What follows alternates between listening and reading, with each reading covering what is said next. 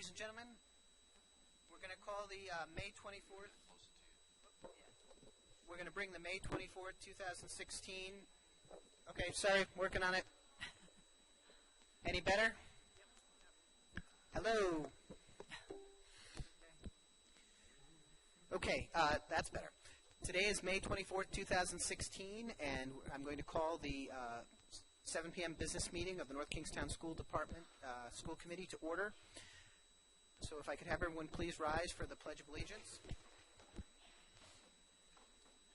I pledge allegiance to the flag of the United States of America and to the republic for which it stands, one nation, under God, indivisible, with liberty and justice for all. Thank you. Madam Clerk, could you please call the roll? Mrs. Avanzato? Here. Mr. Glassbont? Here. Mrs. Clarkin? Mr. Jones? Here. Mrs. McGovern? Here. Mrs. Held? Here. And Student Representative. Thank you. Could you please call the calendar? Monday, May 30th is Memorial Day, and schools and offices will be closed. Tuesday, June 14th, there will be a school committee work session at 7 p.m. Thank you. And any presentations or recognitions this evening? Yeah, we have a few recognitions. I will start. I first want to recognize teachers Leslie Hallcroft and Beth Conrad for the great work that they have done organizing for the senior projects at the high school. A number of us attended, and a number of us in the room tonight attended, and you know, it's always just a tremendous night to see the pride and the confidence that the kids show when they're making their presentations, and the tremendous preparation that's been done by the high school faculty and staff and the district faculty and staff. So congratulations to all involved. Also, congratulations to the Davisville Middle School girls track team. 125 girls on that team, everybody, and they won the state championship. So congratulations for them.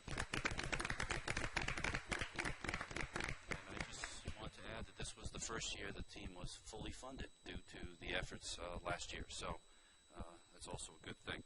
So, Dr. Hubbard? I have some additional recognitions. These were forwarded to us from Mr. Garland at the high school. First is Kelsey Dellinger, a junior in our business club and NK DECA chapter, who received a Young Leaders Award from Treasurer Magazina. Kelsey performed very well and was an award winner in the March DECA Career Conference, along with Alyssa Gauthia. Additionally, Olivia Clark and Aubrey Foreman were recognized yesterday at Johnson & Wales for their top placement in the statewide stock market game. Over 400 schools participated, and the team came in second place. So it's quite an accomplishment. Thursday of this week, Treasurer Magazina and Rhode Island College and the People's Credit Union will be coming to the high school to celebrate the certifications in financial literacy. And we have about 100 students who will be receiving those certificates. These same students are also earning college credit for their course thanks to Rick's early enrollment program. And Mrs. King will be joining them. And 2 new members have joined our Business Finance Academy Advisory Board, Centerville Bank and Edward Jones. And then we also have another recognition for the district thanks to our food services. And this is a Once in a Melon award. And we were the only district in Rhode Island that I know of, that's my understanding, to receive this award.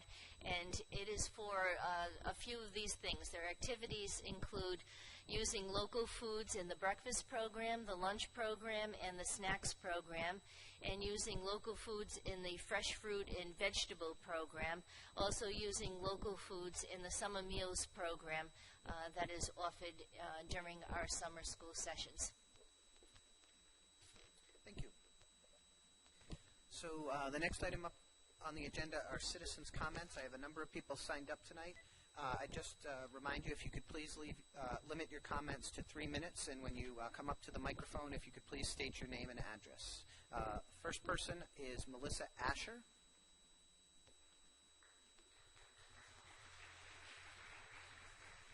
Thank you. Thank you. is Melissa Asher, and my address is 50 Sweet Meadow Drive, North Kingstown.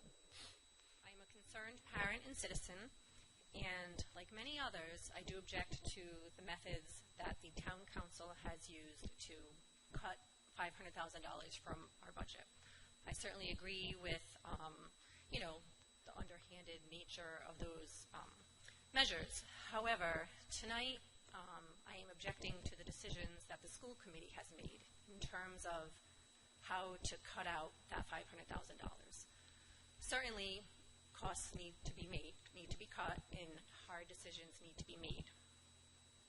But cutting kindergarten teaching positions, putting projected class sizes at a contractual cap, busing Hamilton kindergartners to Quinnesset potentially, splitting up siblings should not be options that are even on the table. We do need to come up with solutions on cutting costs, and I agree with that. But we need to keep the needs of our students, particularly our youngest students, as the highest priority. We must weigh and discuss as a community all options and use reason and discourse to come up with creative solutions that will benefit not only the students, but parents, administrators, teachers, in the community. It is my assertion that a more responsible way to save costs, rather than cutting critical early elementary teaching positions, is to cut out unnecessary expenditures. It is evident, at least to me, that we can save $193,000 by canceling the Chromebook rollout. I have referenced several articles and could make an extremely long presentation arguing the case against technology at the elementary school level. Now first, let me say that I make my living as a software engineer. I work in technology. My husband is a database administrator. We certainly understand the importance of technology, and it is critical at the high school, middle school level, and I fully support my children's, I encourage them to pursue engineering and computer science degrees. However, I am also a parent who uses common sense, and you cannot tell me that giving my 5-year-old son a Chromebook when he can't even write any lowercase letters is going to help him with his reading and math skills. In addition, at this point, we hear every day stories of social media and bullying and anxiety disorders and stress. And I think we need to focus on having the kids, relate to each other. They're 5, they're 6. They don't need a Chromebook at this age level. I can quote several studies, and actual studies, not sponsored by Apple or other technology giants, that actually are showing that educational systems that have invested heavily in computer technology systems have seen no noticeable improvement in the results for reading, math, and science. If you look at the best performing education systems, such as those in East Asia, Singapore, Shanghai, China, they've been very cautious about using technology in the classroom.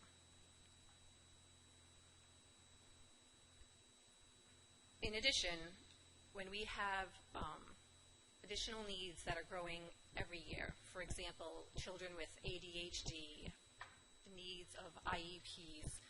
For example, between 2001 and 2012, the proportion of kindergartners through 3rd grade receiving special services have increased from 6% to 11%.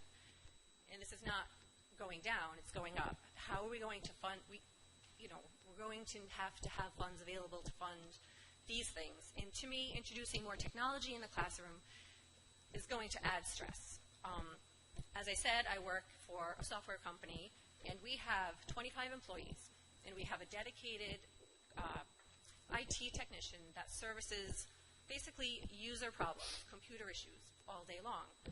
Are you telling me that in a classroom of 25 kindergartner students, who is going to be helping these kids when they have alert messages coming up on their Chromebook, or updates are loading, viruses are happening?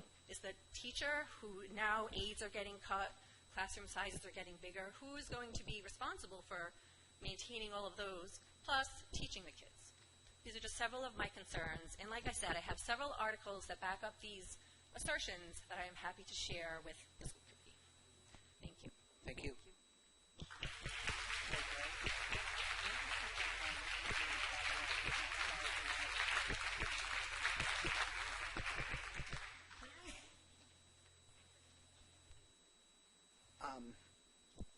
Okay. I mean, generally we don't have a back and forth. I mean, what I'd like to do is, I know we're going to move our budget discussion up a little bit to try to address some of the things. I'm assuming that a number of you are probably coming to speak on similar issues. We absolutely want to, hear what you have to say. What Mr. Jones was just mentioning is, and this happens, it's no fault of any particular person talking, but there are often rumors and some information that not everyone has correct. So what we'll do is, I do want to hear you all out, and then we're going to have the superintendents maybe make a couple, if we hear something that we think is incorrect or needs clarification, we want to have the opportunity to do that just to set the record straight. But I don't want to, interrupt and have a whole back and forth. So thank you. Next person would be Jean Bambara, and I apologize to anyone if I say your name wrong.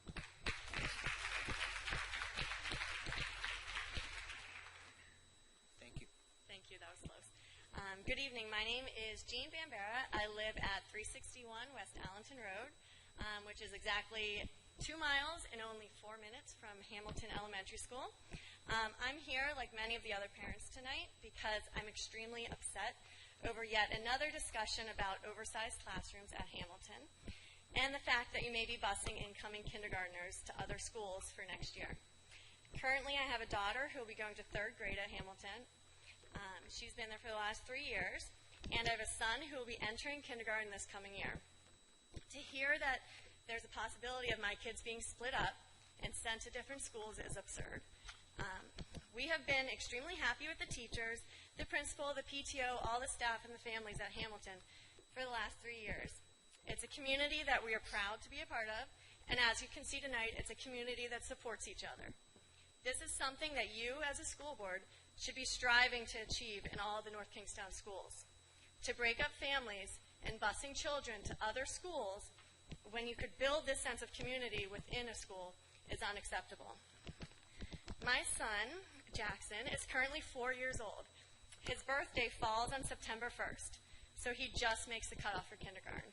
He will be the youngest kid in his class. And up until just recently, he's been very nervous.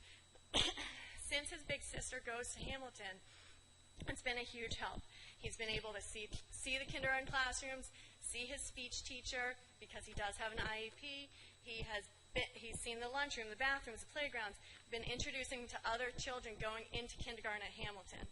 To have to tell him that he's going to be going to a different school than his sister, that he's going to have to get on a different bus and go a lot farther, is going to devastate him. It's not an option, in my opinion. The members of our community fought last year for full-day kindergarten. The district was worried about how much the taxpayer money was being thrown out to the charter schools. These families are now bringing their children back to our kindergartens. That's good. We should be excited about it. That's what we wanted. But now we're telling those families that their kids are going to be bused to other schools than the ones that they're zoned for. Families are still going to end up sending their children to these charter schools because they're upset. The town's still going to lose that money to the charter schools because of these decisions that the town council and you guys are making. I'm for the Chromebook rollout. I think they're a great opportunity for our children. However, if you need to cut positions and increase class sizes so the budget money could be used for the rollout, I think the Chromebooks could wait a little while. I've been here before for oversized classrooms with my daughter. I feel like this is an issue every single year we come up in front of you guys because budgets keep being cut and teachers keep being moved around. We moved to the town for the grade schools. We moved to this area of North Kingstown because Hamilton is a great school. We've looked into moving several times, out of state, out of the area. But we love this school. We love this town. And we don't want to take our children out of it. Lastly, all I have to say is we have great teachers in North Kingstown. A lot of them are in the back of the room. You're not only hurting us, the families with the oversized classrooms, you're hurting the teachers. We don't want our great teachers leaving our district. And I don't want to leave this town to send my kids to another district. Thank you. Thank you.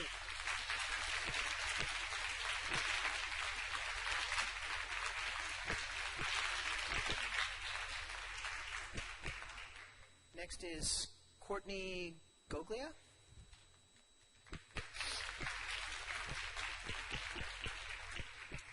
Hi, I'm Courtney Golia, actually. Sorry? That's all right. The address is 1 Spindrift Drive, Saunderstown.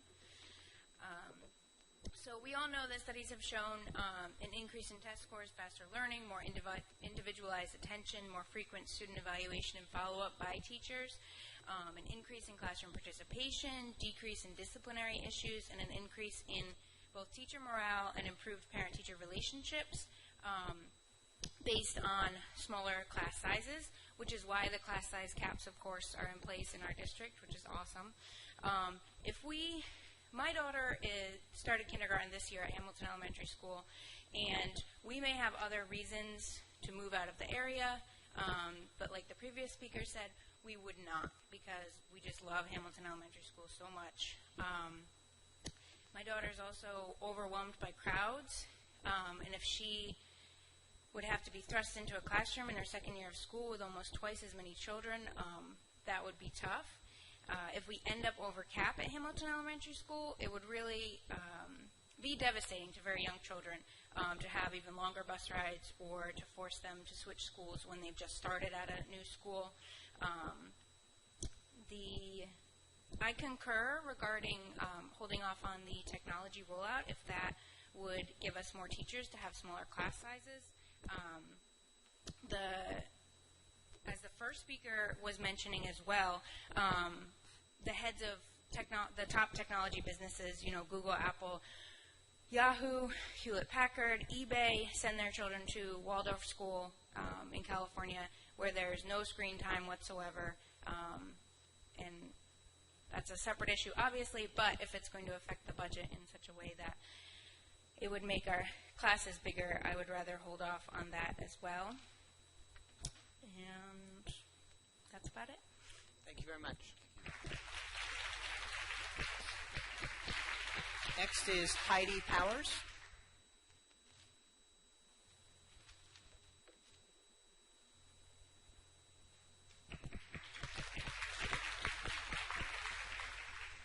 My name is Heidi Powers. My address is 35 Barbers Heights Avenue, Saunderstown. And I'm also a parent of students at Hamilton. We moved here 3 years ago from out of state, and what drew us to this area, we could have chosen anywhere in Rhode Island, Connecticut, Massachusetts, and we chose here because of the schools. That's what drew us here, and Hamilton is the perfect place for my children. They immediately felt at home, and the staff, the families at Hamilton is a great community, and I just want to agree with what previous speakers have said, that we need to keep the class sizes small. Whatever can be done, whatever creative ways that we can come together as a community, we'll be more than willing to come together to come up with those ideas of how we can keep our teachers and keep our class sizes small. So thank you. Thank you.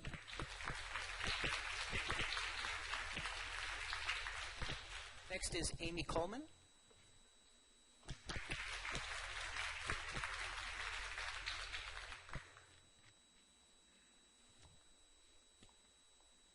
Amy Coleman, 71 John Scott Lane.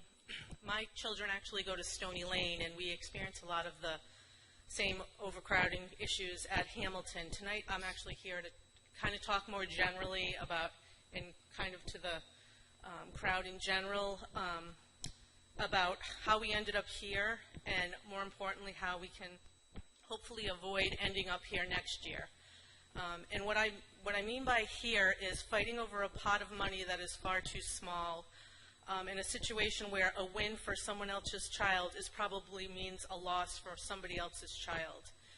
We ended up here because the town council majority, Kerry McKay, Carol Houston, and Jason Albuquerque, exceeded their authority and exerted control over the school budget by moving $500,000 from the operating budget and taking that money and moving it to the town budget, supposedly earmarked for capital improvements for the schools. We ended up here because the town council chose to circumvent the process set up in the town charter. Rather than giving any indication that they were planning to make a $500,000 cuts from the district operating budget, they preliminarily approved the budget, which included full funding of the school budget as requested by the school committee. They could have given the school committee, the administration, and parents a heads up that they were planning on doing this, or discussed a compromise with the school committee for funding the capital improvement line item that is available to be funded on the school side of the budget. Last year, the town council majority cut approximately $500,000, which was requested for starting full-day kindergarten in the district in the preliminary budget. Since the public was made aware of this at the time the preliminary budget was adopted, we were able to do a petition requesting that the town council put money for full-day kindergarten back in the school budget. And we would be able to organize people to write letters and emails and call and show up to subsequent budget meetings to let their voices be heard. But they were not going to let the democratic process play out again this year. First, the town council majority made it appear that the vote on the final budget could happen at one of two meetings, which made it harder to organize people because we didn't know exactly which meeting the vote would occur at. The first time anyone heard about a cut to the school budget was at the first of the final budget meetings after public comment when nothing could be said or done about it. Even then, there was no real discussion about the need for the cut, other than to say that people complain about taxes, so they want to respond to that. And yet they made 0 cuts for the second year in a row to the town budget. 2 years in a row where the only cut was to the school budget, no increase in the tax rate, and an increase in the town budget. They pay lip service to how important schools are to our community, but when push comes to shove, they are not supporting our kids. They ignore the #1 reason why people move to this town, the schools. With our children's education in the balance, the town council majority picked a completely arbitrary number to reduce the school budget, $500,000. Perhaps they wanted us to feel lucky that it had only been reduced by $500,000. Because during the meeting, Jason Albuquerque actually suggested reducing the school budget by an additional $500,000, which would have amounted to a reduction of $1 million in the school's operating budget. Once the budget was final, the option of doing a petition like last year to request that the town council rethink this cut was gone. The town council majority ignored nearly 200 signatures from voters, and this was all in the name of fiscal responsibility when the town council majority did not cut 1 cent from their side of the budget. So how can we avoid ending up here next year fighting over money for our own child at the cost of another child? Here's the roadmap. We can all show up to the town council budget meetings when the school's budget is being considered. We can send emails to the 3 that voted for the cut. Parents spoke out last night at the town council meeting asking that they rescind their vote with respect to the cut. There was no response from the town council. Let them know that you are watching and expecting a response. And most importantly, vote Kerry McKay, Carol Houston, and Jason Albuquerque out of office in November. And vote for candidates that will have and will support our schools and kids. Do we need a town council majority that rigs the system so that the voters' voices can't be heard? Do we need a town council majority who is not willing to sit down and compromise about the education of our children? No, while nobody wants the school committee to have a blank check, we need people on the town council such as Kevin Maloney and Ellen Waxman who are fair and reasonable and have consistently voted in favor of supporting our schools. Thank you. Thank you.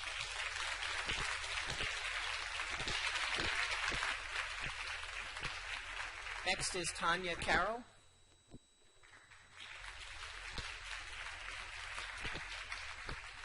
Good evening. I'm Tanya Carroll, 118 Pinecrest Drive.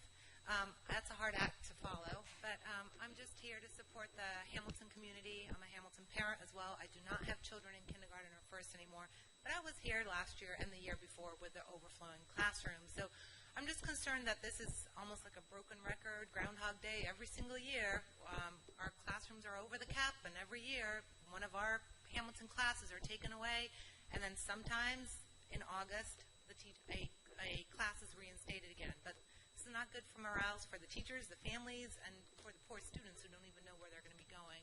I'd also be really upset if I just bought a house last week or planning on buying one next month in a Hamilton zoned area and then be told that my kid was going to be bused to a different school, possibly at the other end of town. So some things to consider, and could possibly cause families not to want to move to North Kingstown anymore, unfortunately, despite the great reputation of our schools. So my plea is just to please figure out ways that, like the other parents said, be creative with the budget, try to get that especially kindergarten teacher back in 3 classes instead of having 2 overflowing classes and having little 5-year-olds go the other end of town. And I have to agree with some of these parents. I hadn't really thought about that before, but perhaps if cutting back on the technology for the lower grades, K1, 2, maybe even 3rd grade, I'm not sure, waiting on their rollout for another year or so until the funds are there, maybe that's the solution. I don't know.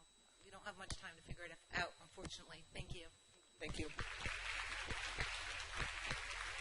Next is Stephanie Cashman. I'm sorry, couldn't. You all set? Okay, thank you. Michelle Schmidt? Or yeah. Michelle Schmidt, 170 Orchard Woods Drive, Saunderstown. My neighborhood was directly affected 2 years ago when some kids had to go to Stony Lane because the current 2nd grade was overflowing. And I saw what it did to those little kids the first day of school when a different bus rolled into our neighborhood, past the neighborhood. We have tons of kids. We pretty much fill a bus. So we're all standing at the bus stop, and one little boy could not go because he had to go to Stony Lane. That was heartbreaking, and it was terrible. It's unacceptable. We live in a community that should be creating community. We live in that neighborhood because it's a wonderful community, and to have children have to go someplace else is just not acceptable.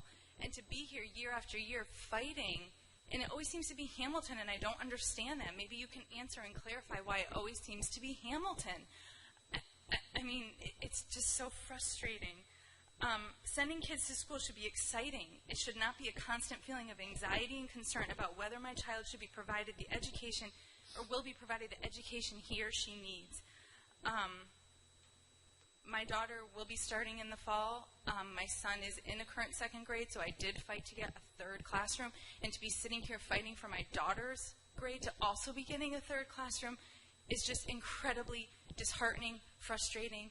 I'm losing confidence in my school committee. I'm already lost the confidence in the town council. So anything that can be done, anything, I would greatly appreciate it. I know that a lot of parents would appreciate it. My daughter would be devastated. She's already nervous to go to the school. She doesn't want to leave and leave all day. To know that her brother is there, and there's no way. I know there's also the option, you can have the option to send the sibling to the Stony Lane, Quinessa, whatever other school. How could I take my child, who's been with those friends for 3 years, to go to another school only to have my daughter say, you can come back for 1st grade because those classes can be capped higher? That's not good for those children's self-esteem, those siblings who have made friendships, who are comfortable where they are. It's just not acceptable. So anything that can be done would be really, really appreciated. Thank you so much. Thank you.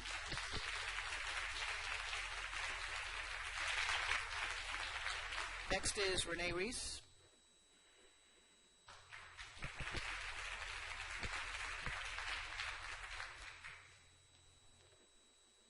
Hi, Renee Reese, 17 Lindley Avenue. And I just wanted to echo their sentiments about the rollout.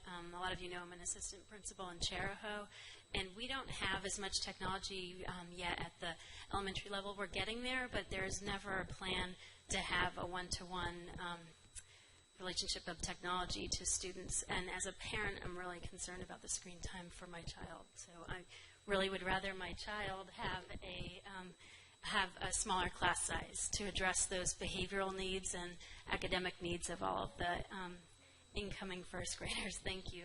Thank you.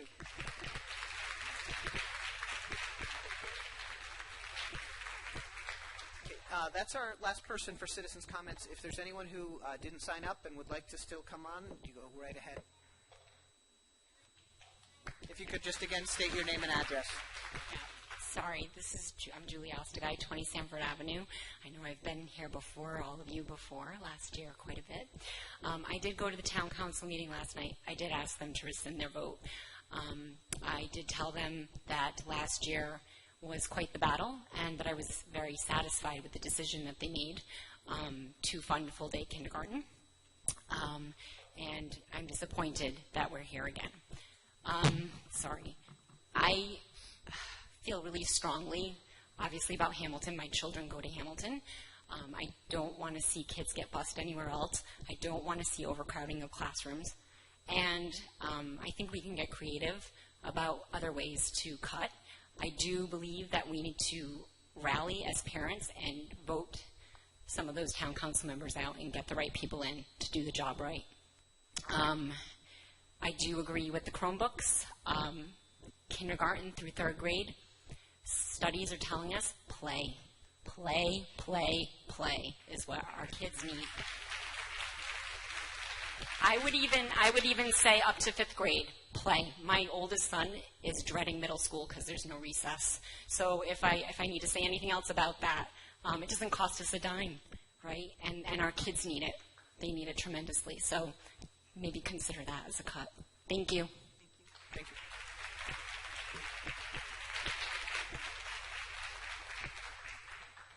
And just again, if you could please state your name and address. Good evening. Chris Gunner from 220 Holly Hills Lane.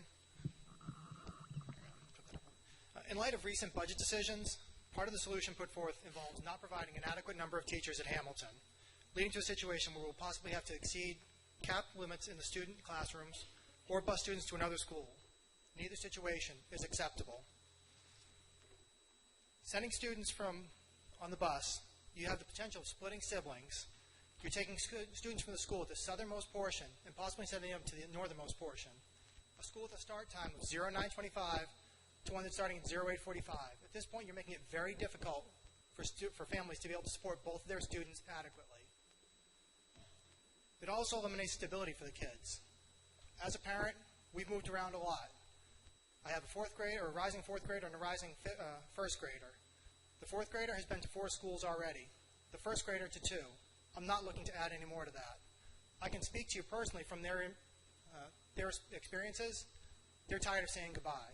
To take those students, whoever students they are, and push them away for a year from their friends, from their family, their lives, and then possibly pull them back again is turmoil that they don't need. We can do better than that. These aren't just numbers we're talking about. These are people. These are students. These are our children. Now, when it comes to the cap size, again, these are actual people we're talking about, not just a number. It's not 25, 24. These are individual students who have individual needs. The concern, and I get that these numbers that we came up with, there's a logical reason that they got put there. However, when it really comes down to it, you also have to sit there and take a look at what it is that those teachers can provide. There are a lot of students out there who have special needs, whether it be IEPs or additional help that they need.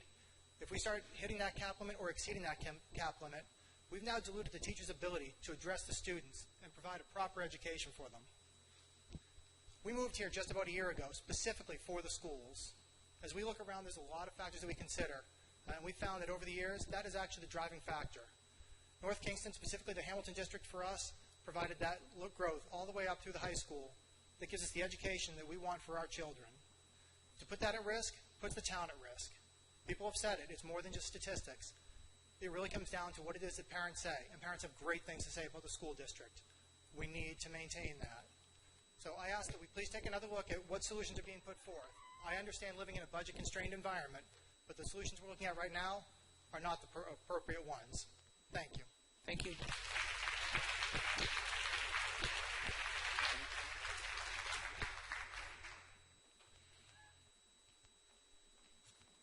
Hi, my name is Karen Caranci. I'm at 387 Morning Dove in Saunderstown.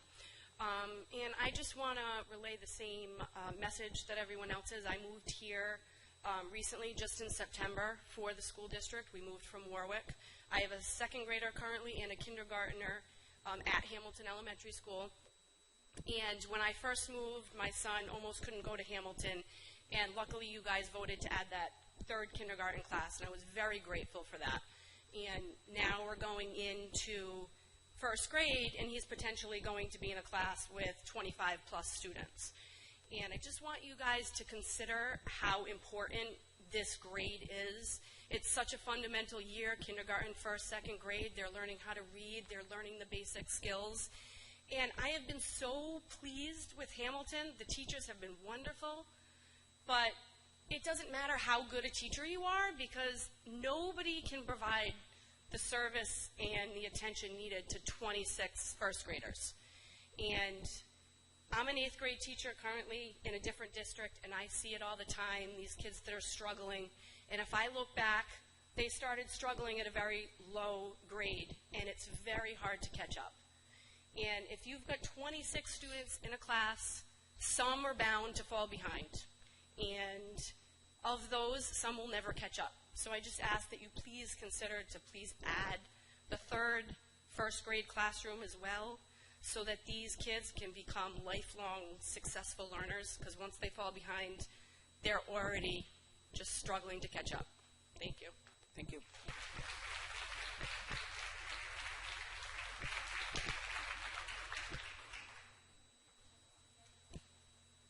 Okay, someone else, or are we?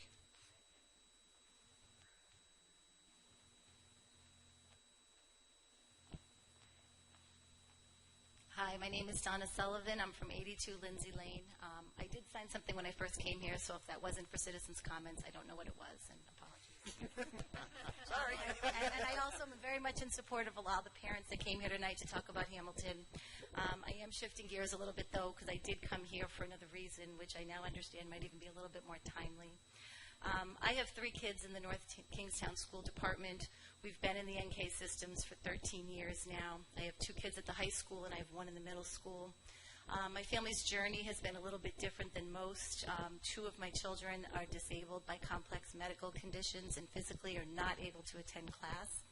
They're both very highly motivated and intelligent students, but they live a large part of their life in and out of hospitals, dealing with surgeries and therapies and traveling out of state for care.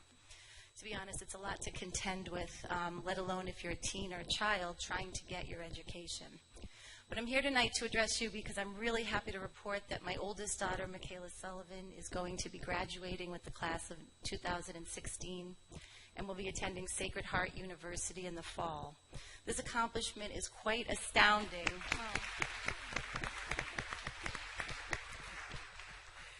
Her accomplishment is really astounding when you realize that she's missed over 450 days of school, and her road to graduation was difficult at best. But I can honestly say the NK schools have given her a great education, and for that we're extremely grateful to all of you, and also to Dr. Pizzullo for her support, her open-mindedness, and her willingness to be creative at times. My daughter's condition in particular was very challenging because we never knew what her status was going to be day to day. However, getting here was not pretty. I'm fortunate to be at home. I'm a very fierce and vocal advocate for my kids, and my husband and I both work really hard to stay on top academically. My kids are very motivated, but even that wasn't enough.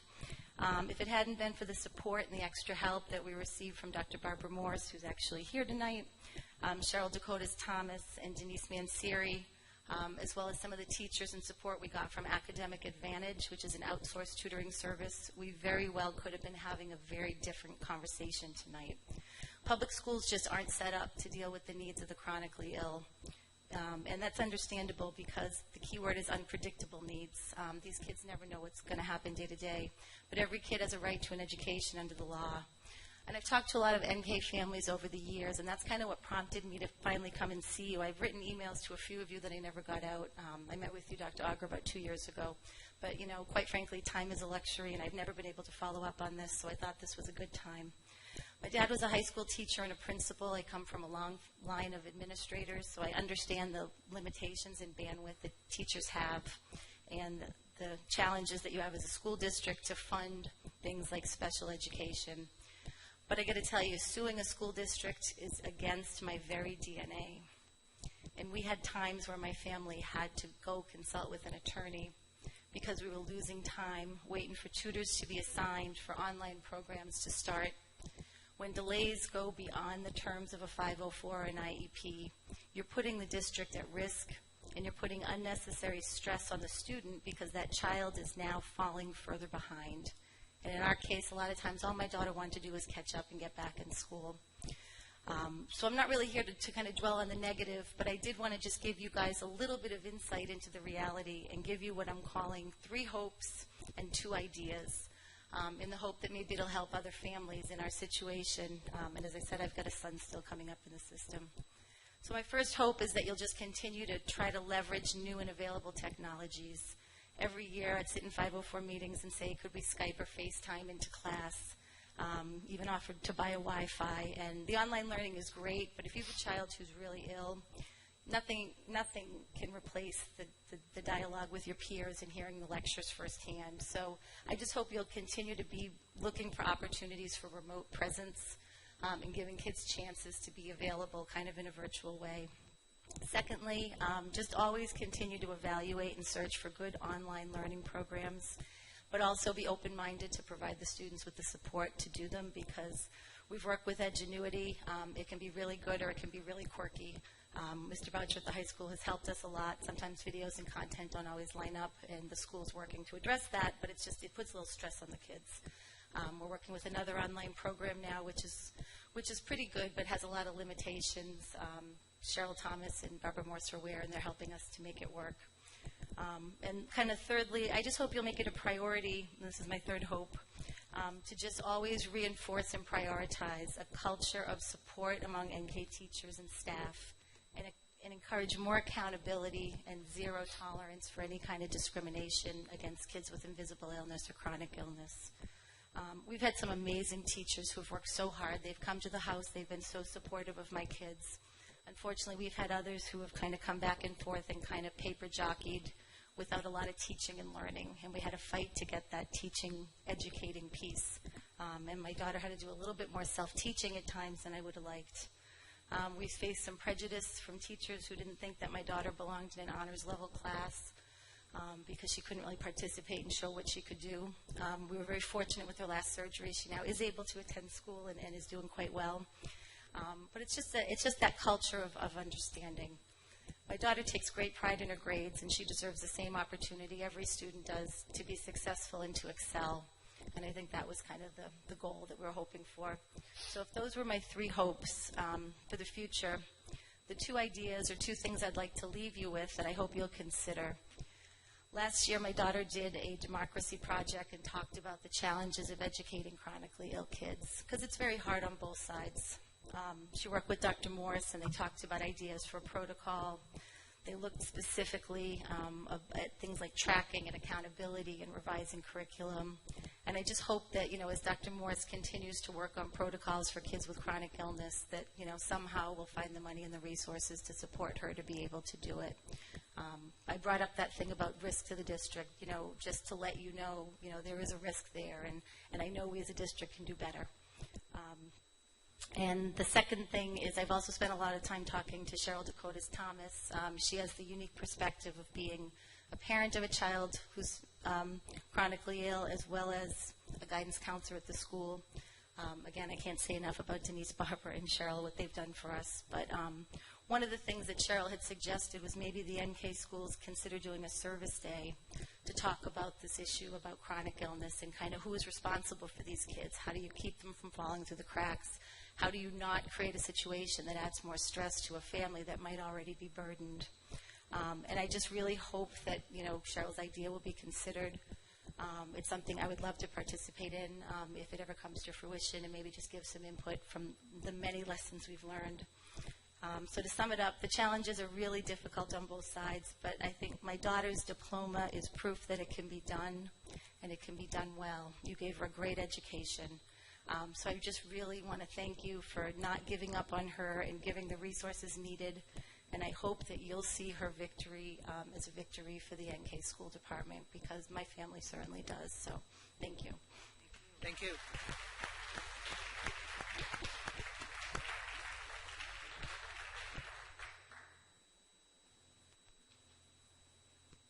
Hi, I'm Jake Mather from 135 West Allenton Road in North Kingstown.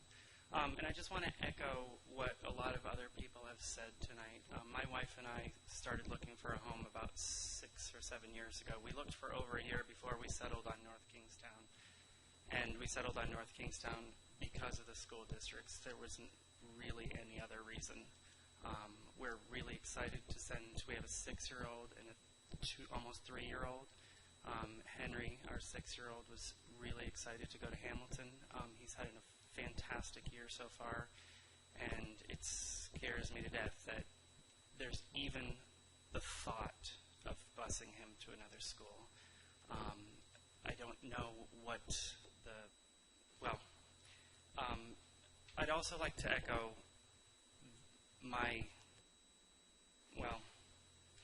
I'm really, really against Chromebook computers for kindergartners, for first graders, for second graders, and probably for third graders. I don't think it's appropriate at such a young age. I don't think it's, there's so many other things that should be taking place in that classroom as far as learning and playing. And the computer, to me, and to my wife and my family, does not need to play a part. And it makes me even more appalled that that could in any way affect the budget and affect the decision to bus students. So, thank you. Thank you.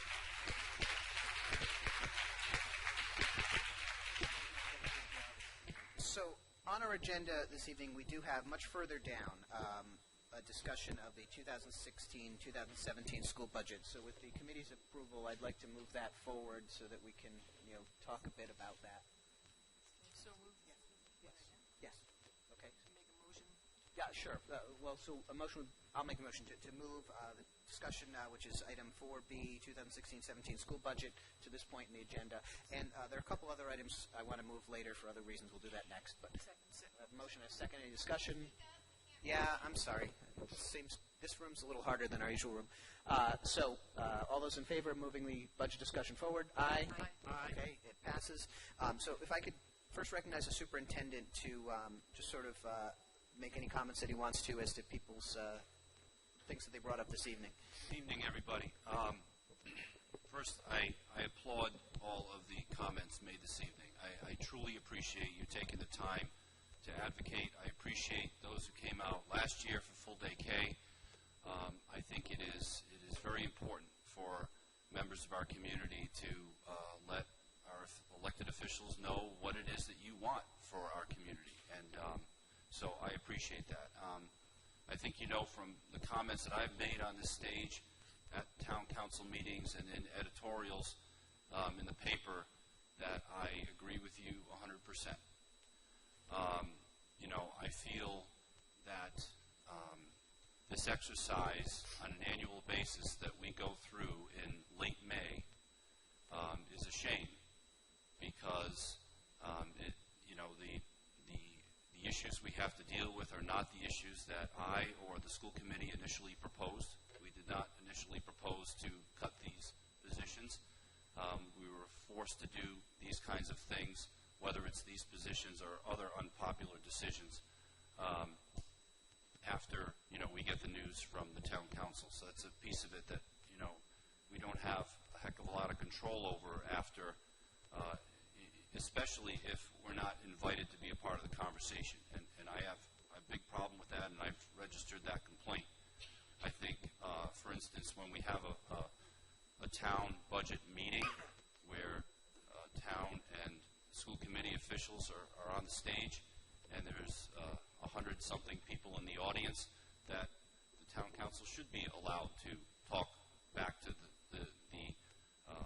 audience and to the school committee and throw out ideas about what they're thinking so that people can respond and we can come to compromises and try to figure out, the best way to do these things. So, a couple of points that I would like to make. I'm totally open, and I think members of the school committee are open as well to always looking at this. I hope that the town council is open to continuing to look at this and trying to help us. I don't think they've taken enough time to truly realize what that $500,000 figure actually means to us, and hopefully from your advocacy tonight they will start to do so. in the past, I just want, I know there are a lot of ideas that get out there about, the practice that we have started. I think it began about 5 years ago, and it was in response to a number of years in a row of bad budget years. And one solution to that was that if a class in any particular elementary school gets to a point where, and these are all relative terms, but if you say, there's a few students that may have to go to another school, then you can make it work, and you don't have to increase the budget by, say, roughly $70,000 when you're talking about a teacher's salary and benefits and that sort of thing. And when you think of that $500,000 cut, a couple of those $70,000 items can make a huge difference in helping a district get to where it needs to go without cutting other very essential services that we have in the district. Over the years since I've been superintendent, it's 5 years and 2 years as assistant superintendent, I've seen year after year staff that have been cut, services that have been cut. I've seen fights over music programming, sports programming, and these have gone on and on.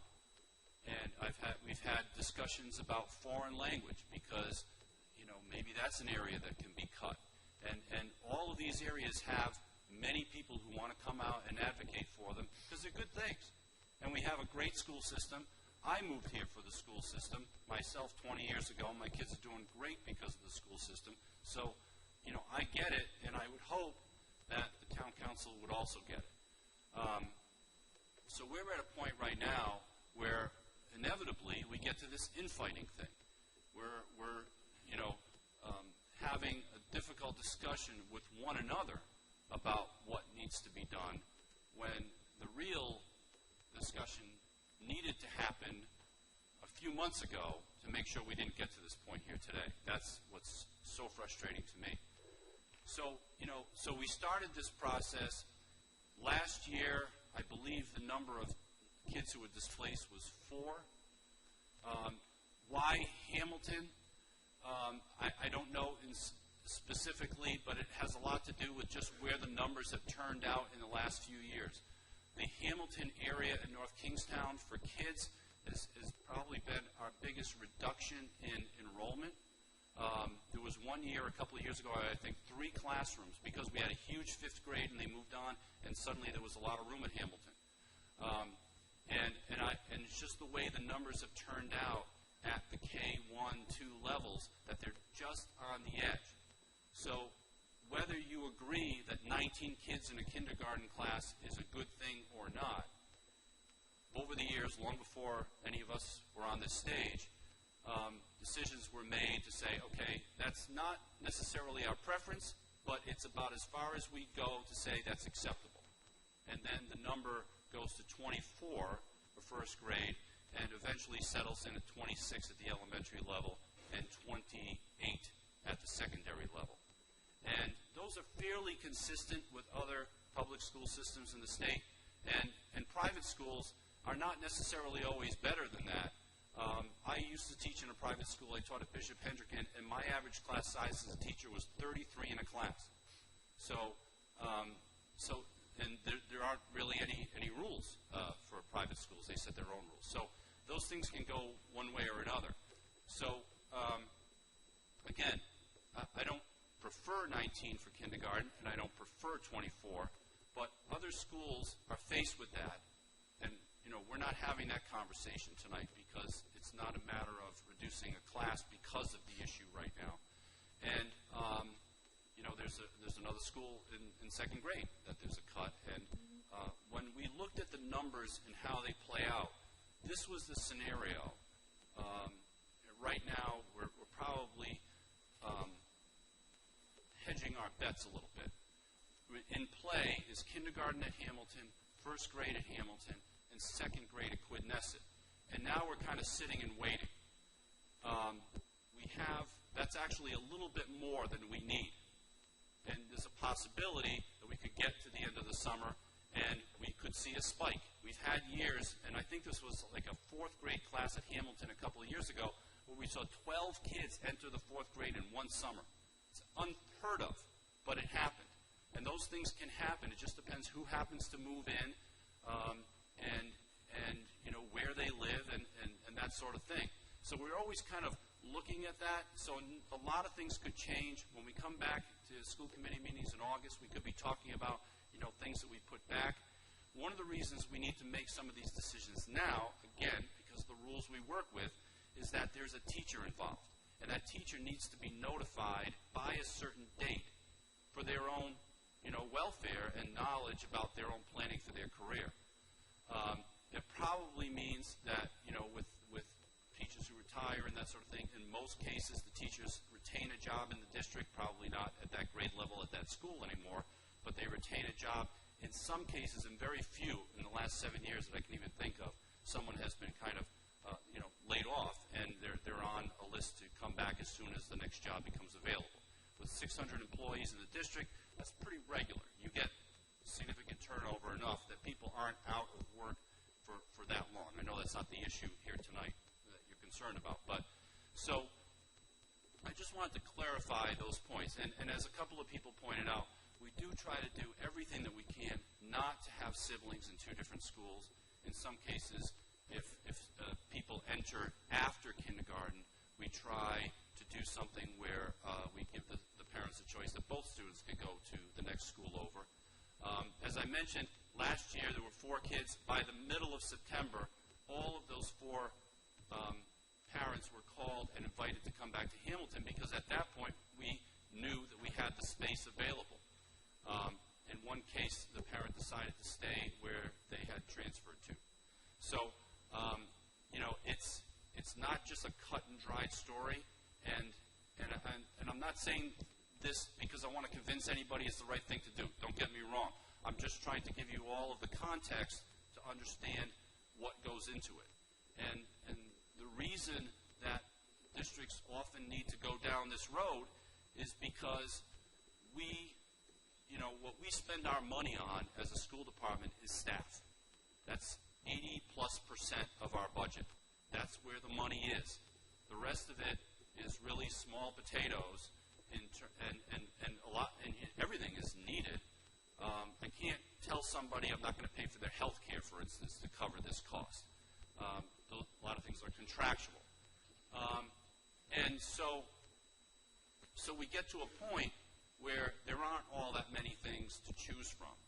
In terms of the Chromebooks, just to be clear, in grades K1 and 2 and in 3, students would not be taking Chromebooks home. They would be using Chromebooks from grades 1 to 3 in their classrooms and tablets in kindergarten. And we do understand that doesn't mean the kids are going to be simply sitting in front of a computer all day long. That's, you know, we call it blended learning. Where it's appropriate, where it works, we're going to use technology. When it's not appropriate and when it's not working, we're not going to use technology. You know, we're not losing sight of that. We've had several years now of tremendous professional development. We've seen what other districts are doing, very successful districts who are successful with their implementation of technology, and we've done this right. We spent many years, we put together a 5-year plan, and we've gotten to the point, and even at this point, the purchases are already made. So those devices are coming, they're being made ready, and there's going to be a lot of communication. There already has been. There's going to be a lot more going out in the next few weeks and months to all parents about, you know, how this is going to work. So it's an exciting thing. It's something I don't want to draw back from, and that is also the item where we took from our fund balance. And this gets a little confusing sometimes, but fund balance money is not operational money. It's a little bit risky because that's not part of the money that if, say, the town gives us a 2% increase next year, they're not giving us 2% on our fund balance. They're giving us 2% on our operational budget. So you have an issue of sustaining it. If you want to do the same purchase next year, now you need to add that much more to the budget. Whereas if the town council just rolls over a zero, if take inflation completely out of it, typically you could hire the same teacher next year that you've hired this year. You see what I mean? So teachers and employees tend to be more operational items because you want them for a longer period and you want to sustain it, whereas things not necessarily as much. And that's why that's a different pot of money that it comes from. It could be done to say we're just going to forego a purchase, whether it's Chromebooks or something else, to hire employees. But that doesn't give you the means to do it again next year. You have a larger problem next year when you want to rehire those people, and the 2% increase you may have gotten from the town doesn't cover those people that are hired. So now you need that much more to make your budget next year. It makes it all the more difficult not for that to be a cut the following year. You want it to be sustainable. So I applaud you for coming out. A lot of the decisions tonight, about this issue, are with the school committee, and I hope that there can be some engagement with the town council to continue this discussion this year to see what else we can do, because I am absolutely convinced that I don't feel we're funded enough. I mean, statewide, we're roughly, and when you think of how much we spend per student, we're roughly at the halfway point. And I suppose that's a good thing. A lot of these metrics are very relative when you think about it. Relative to the rest of Rhode Island, we're about in the middle. Relative, what really got me, and I mentioned this in my editorial, was when Ms. Houston talked about how other South County districts are taking cuts. And that's who we can compare ourselves to all the time, who's in South County. And that they're taking real slim budget increases. But what was not mentioned is that when you compare us just to those districts, we're spending $3,000 per kid less. $3,000. And when you add all that up for the whole district, that's millions. That's over $10 million. That's almost $13 million that would be added to this district budget. If we had just the average of what the budgets are in the rest of South County, that's what frustrates me. We wouldn't be having this conversation tonight with $13 million more dollars in our budget. I guarantee you that. Our budget is $60 million. So, I mean, you can do a whole lot of things. So this school committee, previous school committees, previous administrations, and the school department have done a ton to pinch pennies, to find efficiencies, to make unpopular decisions every year to make it work. And thankfully, we're, one of the highest performing districts in the state. And if you just go by recent scores, we're the highest performing in South County, with spending $3,000 less per kid. So we're doing a lot that's right to make it work. Those are my thoughts on the issue, and I hope that this engagement continues and that we do find solutions. And I appreciate you coming out. Thank you. I know some members of the committee want to comment as well. Mrs. Avanzato? I have a quick question, Phil, before I make any comments on the cap issue. What exactly is occurring with that? And are you allowed to go over the cap? Are we at cap? Are we over cap? By contract, we are not allowed to start the year over cap. If a student should move into a classroom, say mid-year, there is an opportunity to have that student included in the classroom with an arrangement to pay the teacher per student rate. I don't know exactly what the number is. But for a kindergarten, we, no matter what, cannot start the year with a class that is larger than 19. For first grade and second grade, the number is 24. Thank you. First of all, I want to thank all the parents for coming to this meeting and thank the parents who went to the town council meeting. And I want to urge every single one of you to keep pressing the town council, because we are getting to the point where there's nowhere else to go. This has been going on for far too long, more than 2 years actually, where the council has not made any cuts to their own budget, and they're just intent on cutting the schools, cutting the schools, cutting the schools, even though we've shown a tremendous willingness to trim our own budget and make efficiencies even before we give them the budget to look at. I mean, I've gone through this, and I know these guys are probably so sick of hearing me say it. All of the things that we've done in reducing increases as much as we could. We were the first ones in the state to go to 25% co-pays. we changed under the guidance of Mrs. King. We changed health care for our employees in a manner that was beneficial. And I could go on and on, but that's why the $3,000 differential in terms of per pupil cost in North Kingstown, because of the hard work of the school committee and the school district. I've been on this committee for 8 years, and I was involved 4 years before that. So it's really sad. I need to get off this committee. But 12 years I've been going to these meetings, and my son went to school here. I know right where you're coming from, and I was in the same situation as you, except I had a school committee that didn't even listen and didn't really care about what parents thought. They moved the kids crazy around, like they paired the schools against everybody's wishes. That was a nightmare time. This is something we're basically being forced into. It's either you guys are going to be sitting in front of us or another group of parents are going to be sitting in front of us, and they're going to be asking the same thing, and they're going to be I would like to ask the parents. It's time for all of us, because we are all citizens, and we need to all stand together and do something about this. We need to get a petition going. We need to do a referendum. Some action needs to be taken, because this town council is intent, no matter what a good job the school committee does in cutting the schools. Some of the comments that Amy Coleman made when she came up, I really appreciate those comments. I think she was 100% on the money in what she said as far as the committee. I know that doesn't, I realize you guys have kindergartners, and that's what you're thinking about, little kids getting on a bus. And I understand the pressures. This committee will keep looking at the situation. If we don't get any relief from the council over the next few months, and we're going to need you guys to continue to pressure them. If we don't get any relief and things are really bad we will make changes. We've done it before.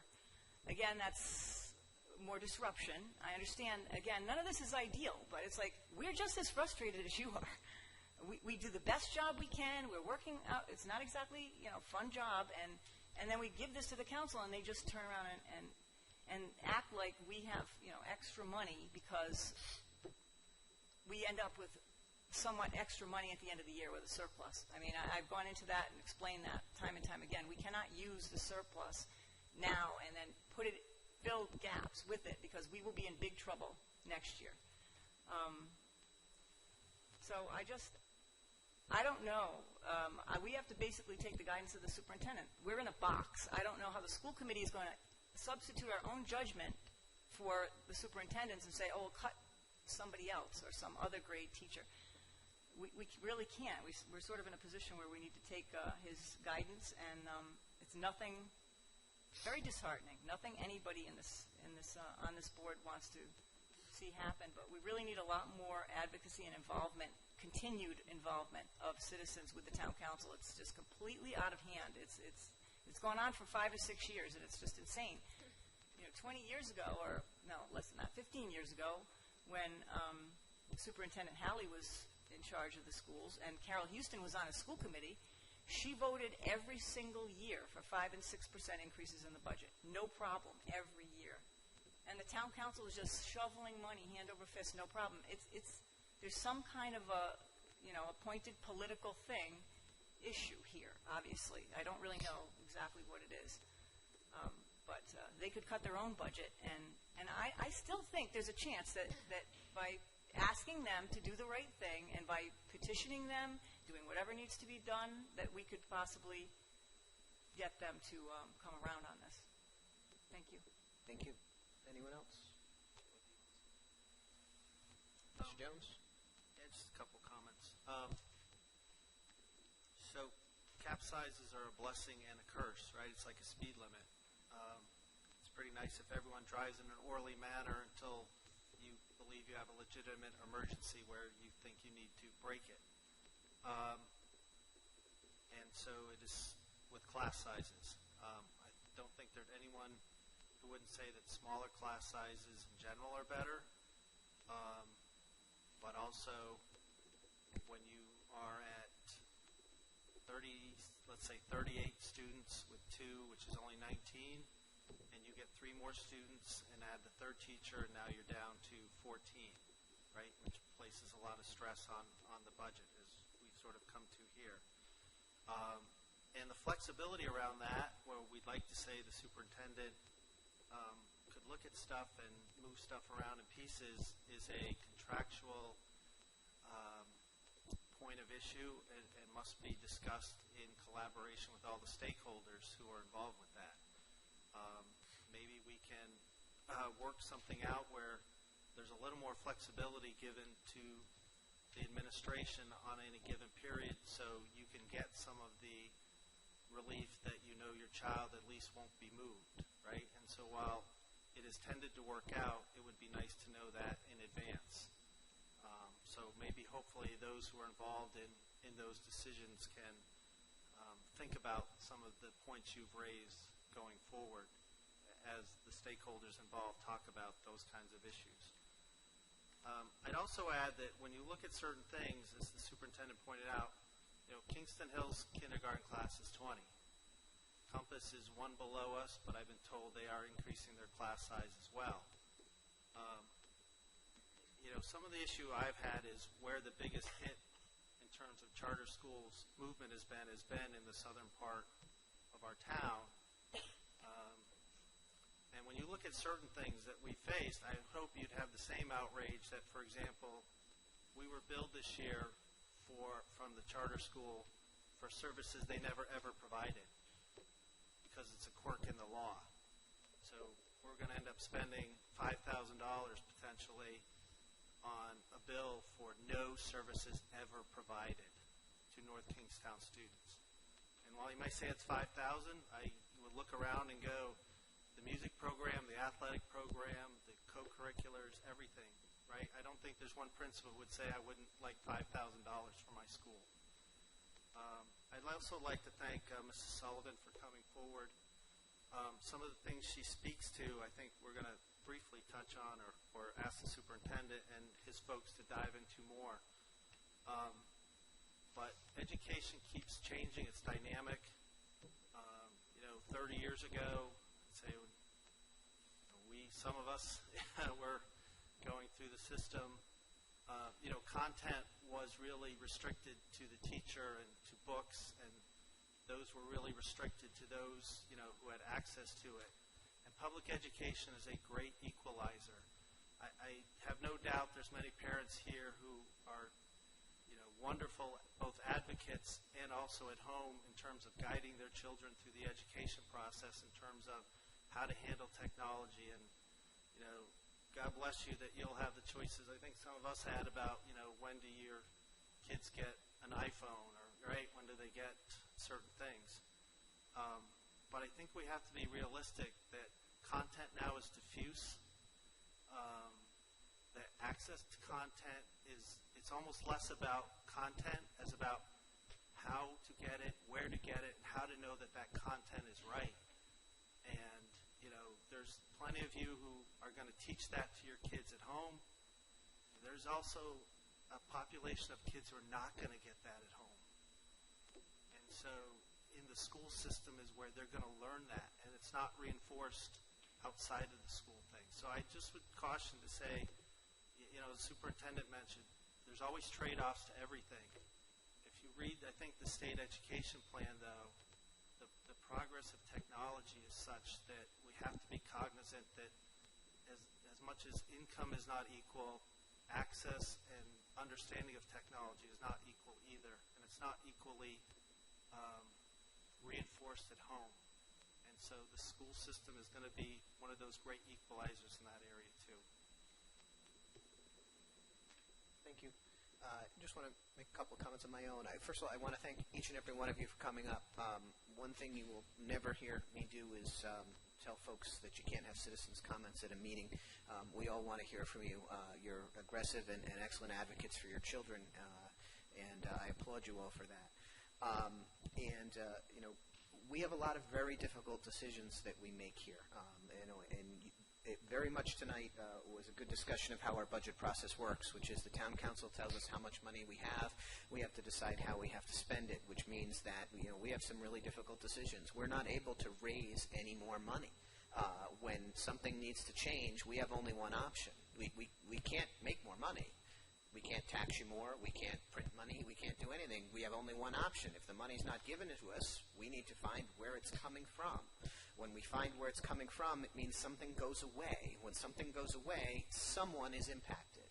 And it was mentioned before, you folks are here because this particular year, the way the numbers have fallen out, it's impacted your children and your school, and that's always unfortunate, and we hate to see that. The reality is, if we start moving things around, unless there's more resources available to us, what we do is we would end up substituting this group of upset folks with another group of upset folks. And so what we try to do is to make decisions that have as acceptable an impact as possible and as least disruptive as we can. Mr. Jones mentioned, caps are a blessing and a curse. They are. I mean, we have caps. They're contractual obligations within our teacher's contract. I'm one of the newest people here. It certainly predates me. It predates, I think, everyone at the table when the town of North Kingstown came up with our class sizes. Unfortunately, when you have caps, there are going to be classes that hit the cap. My children, I have 3 kids in the school system. I've had classes at caps. It happens. We try not to go over them, and we also have a responsibility within our budget to use money efficiently, and that means that when we do have a situation where a class size begins to shrink, whether it's due to changes in population or lowering enrollment, we need to make adjustments that do bump those sizes up. The consequence of bumping that sizes up is it often reduces a teacher. As Dr. Auger mentioned, we have a statutory obligation to notify any teacher that's potentially not coming back next year of that possibility. It gives them the opportunity to make plans in their lives. It's an important thing. It also creates the yo-yo effect that we see every year, which is we send out layoff notices to a bunch of teachers, and then in September a bunch of them get called back, and we go back and forth, and that's the way it plays out. But it's because of the cards that we're dealt. It's the rules that we have to play within. It also means that, we cut classes, cut a teacher, bring a particular class to a cap, and then lo and behold, as Dr. Auger said, 14 kids move into a particular neighborhood, and lo and behold, that teacher comes back again. And unfortunately, sometimes it leads to individual families having a tremendous amount of stress when they're wondering where their kid's going to go. Where are we going to get sent to Stony? Are we going to go to Quid? Or what are we doing? And then, okay, everything's all set. You're back where you started. Trust me, we hate doing that as much as you hate hearing that, and we try to work with it as much as we can. But unfortunately, the way that the dollars and cents work, that's sometimes the way the process works out. We will be looking very hard at this to try to minimize it. We're, hoping that it doesn't result in any displaced students. We don't want to see that bus drive by a kid any more than you folks do. And we always try to make sure that when the administration does, have to tell a particular family that they might not be going to the school that they originally thought, we, as he said, the last thing we want to do is split up families. The last thing that we want to do is move a kid from the school that they were in. And it's usually we're able to limit those types of moves to a new family who's come to town and they don't have an established relationship with a school yet. As we said last year, it turned out that all 4 kids that were in that situation, we were able to accommodate them. And I'm hoping that when things play out towards the end of this year, we may be in the same situation. Another thing that I wanted to mention is, with respect to the budget. One of the things that was said at the town council meeting by one of the members of the council was, if we do this, they're going to cut programs. They're going to cut teachers and classes and things. They make that threat every year. The reality is, we do say that. It's not that it's a threat. It's not we're saying, oh, give us the money or we'll do this. It's, well, if we don't have the money, we have no other choice but to do this. We cannot spend money we do not have. We cannot run a deficit. It's state law. It cannot happen. We do responsible budgeting. We do not attempt to budget to a surplus. You'll hear a lot about surpluses in past years. The surplus this year is significantly less than we've had in other years, which means that if all things run the same, that we have a lot less wiggle room than we think. Surpluses happen because budget assumptions that we make change, whether it be we have more or less spending in this particular area, a position that we think we need to fill, we don't fill, and Mrs. King could explain, why these things happen far better than I can. But we can't rely on that surplus, and what the council effectively was doing is saying, oh, well, you had a $500,000 surplus one year, so we're going to take $500,000 out of your budget to get you closer to zero. But we're not budgeting thinking we're going to have that $500,000. Maybe we will, maybe we don't. We don't know that. So if you pull $500,000 out of our budget, we need to reduce our budget by $500,000, which leads to this result. There are times when compromises can be reached. Personally, I would love to see a discussion with the council where maybe we talk about what that number is. What if it were a $250,000 reduction to our operating budget and not a $500,000 reduction? We could talk about that two ways, quite frankly. We could say what I would prefer, which is that they're still going to the extent, and we still don't know exactly what this means, but that they would keep the $500,000 that they earmarked for our their capital reserve funds earmarked for school purposes, and give us $250,000 more. Or, if they want to be completely budget neutral, and this is not my favored option, they could reduce the capital improvement deposit they made to $250,000, increase our operating budget by $500,000, which has an absolute zero effect on the town budget, but yet would allow us to have a whole lot more flexibility in dealing with the issues that you folks are here for. Personally, I think that would be one of those two things, and I prefer the first one, where we still have an adequate capital improvement fund, because each and every member of this committee has spoken many times that we need to be budgeting for our long-term capital needs. Roofs need to get fixed. Things need to happen. We need that money. But if the only way that we can get it done is to sort of come to a compromise, I think that compromise is always the way to go. That's my 2 cents. Any other comments on this? So, not that you're all going to take off and leave, but we have other things on our agenda. So, the next one is actually one that I'm much happier to do, which is I'd like to ask the council, the committee, with their approval, to move an item on our consent agenda, which is D11, which is the appointment of a new contract for our new potentially new Wickford Middle School assistant principal up, because I know he's here today and would like to have a decision. If I could have a motion to that effect. I have a second and a motion. All those in favor of the motion? Aye. Okay. So now we have on the table the appointment of a contract for our Wickford Middle School assistant principal. If I could have a motion to approve that item. So moved. Second. Motion and a second. Any discussion? If you could do a quick introduction and a... Yep, thank you. I'd like to introduce, if he could stand, Mr. Brian Lally. Mr. Lally is currently at the middle school's assistant principal at Bain Middle School in Cranston, and I'm going to ask Dr. Humbert if she led the search committee for this hire and could talk a little bit about his background. I am thrilled to be able to talk about Mr. Lally's qualifications, and also to let the committee know that we had a full process. Our hiring process followed all of the protocols. We screened 35 applicants. We selected 6 candidates for interview, and we recommended 2 to the superintendent as finalists. And Mr. Lally was awarded the offer of the position, and he accepted and now is here for approval. In his responsibilities at Bain, he's actually assumed both the responsibilities as being assistant principal. That would be incredible. And that was a quick career change. He has assumed the responsibilities for both assistant principal and principal at the school, because the principal was hired at another district in October, and so he has been basically assuming both roles with interim principals filling in.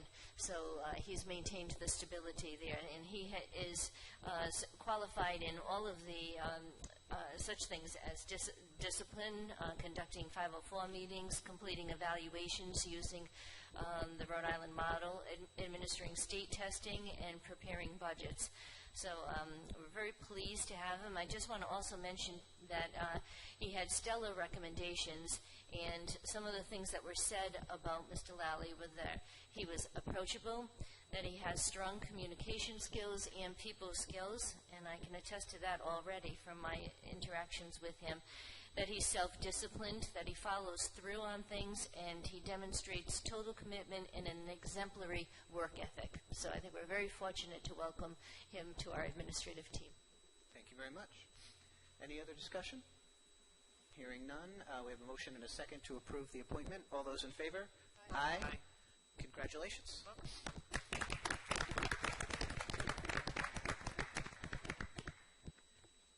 And the next bit of budget juggling, agenda juggling I'd like to do is with, again, the committee's support, I'd like to move item E E1 up forward, just because it makes more sense to hear the proposal and approve the proposal before we approve any appointments that are associated with it. So I have a motion and a second. All those in favor of moving the agenda item forward? Aye. Okay. Dr. Ajay, if you could comment on item E. Right. This is another area that Dr. Humbert has overseen. I'm going to ask that she give a description of what is different about summer school this year and what summer school will look like with this proposal. So as most of you know by this point, there was a court decision recently that said that we were not allowed to charge students for summer school. And our summer school program in the past has been an enterprise account, and so it was pretty well self-sustaining. The students paid tuition to attend, and that's how the program was funded. So as a result, we're in a position of what can we do to offer summer programming to students when, in fact, we have not included it in the original general operating expenses. And so we did quite a bit of brainstorming. I've met with the summer school coordinators from the past programs. I've met with the administrators. I've met with guidance folks. We've consulted many people. And so we've had extensive meetings and came up with what we thought would be, it's a bare bones program really, but it's just using a component that we have used in the past, which is the Edgenuity online program. So we would not be using traditional teachers in the sense of traditional classes. We would use only the online program. So therefore, the students would come in that program. We're really having teachers be there to assist them in the lab, but we're not having teachers teaching classes because that involves quite a few teachers, and of course we have to pay for all of them in the traditional program. So this is what we came up with. We have 20 concurrent licenses through the school year of Edgenuity, and this would be an additional 20 licenses just for the summer, for the months of June, July, and August. So with all of those licenses, we feel, after meeting with the representative from Edgenuity, that we would be able to offer enough remedial work to students with those licenses. And we're going to stagger the middle school and the high school program so that so concurrent licenses mean that they're not dedicated to just one student. It means that only 20 people can be using them at once. So if the middle school goes first, they'll be using the licenses. There'll be about 4 days of overlap, and the high school program will begin. And the high school program is going to stagger their times too, so that they'll have a morning lab session and either afternoon or early evening lab session. So with all of that, we were able to cover it with just 2 coordinators, one at the middle level, one at the high school level, and then just a math science teacher and an English social studies teacher, and the English teacher doing some grading of the papers that need to be submitted for the English courses. So. Thank you.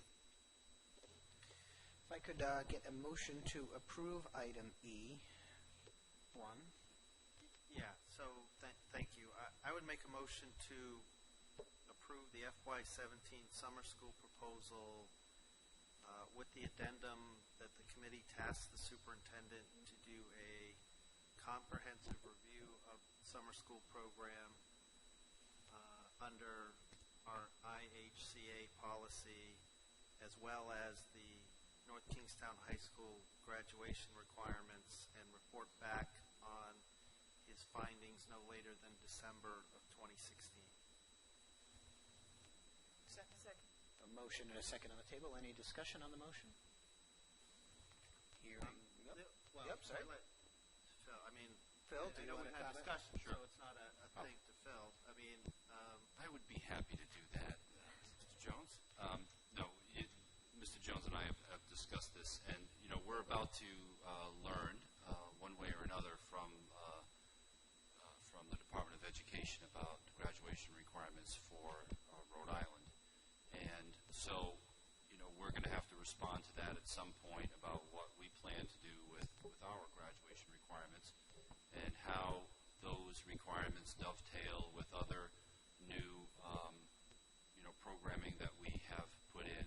A lot of things happening in Rhode Island with dual enrollment and such. So and this new decision that's being made by school departments all around Rhode Island, because we're all affected by this court decision, is part of that. It all comes to how kids earn credits and how many do you need to be considered ready for graduation from high school in North Kingstown. So I would include a review of our summer school program, and along with a proposal when the time comes of what we would do with our graduation requirements from North Kingstown High School.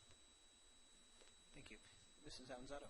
Yes, I think she's gone already, but I wanted to thank Mrs. Sullivan for coming to the meeting and talking about, because the Ingenuity program, or correct me if I'm wrong, that is the online programming used for both students who during summer school and also students who are ill. Am I right about that? That was one of the components, I believe, Okay. that was used. Yeah, that she was referring to. So I just wanted to thank her for coming and sharing her experiences. And I had a similar situation with my son when he was, some of you know, when he was in school. He was out of school for 2 years with an illness, and at the time, I don't think there was online. I don't think they were really heavily into that at the time. But we did have a professional development segment that Dr. Auger approved regarding chronically ill children and ways to service them. So, and that would be great to see that expanded and discussed even further, because I know there's a lot of chronic autoimmune stuff. There's Lyme disease, and just appreciate her coming and sharing her experiences like that. That was very nice of her to do that, and hopefully we can work on that and see what we can do in the future. Thank you. Thank you. Any further discussion on item E1? Hearing none, we have a motion and a second on the table. All those in favor? Aye. Any opposed? Passes unanimously. Okay. That is the end of the agenda shuffling. So next we have our consent agenda. Do any members have any items they would like to exempt from the consent agenda? Mrs. Avanzato. Mr. Blasbach? Yes. The executive session minutes. Oh, I'm sorry, I jumped ahead. See, when I juggle, I misjuggled. Let's back up for a second. My arrow was in the wrong place. My apologies. First, if I could get a motion to seal the executive session minutes of May 24th, 2016. Motion to seal? Second. Motion and a second. Any discussion? All those in favor? Aye. Passes unanimously.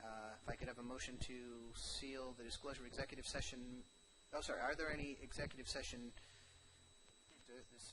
disclosure? You mean disclosure of executive session votes, correct? Yes. Okay. No worries.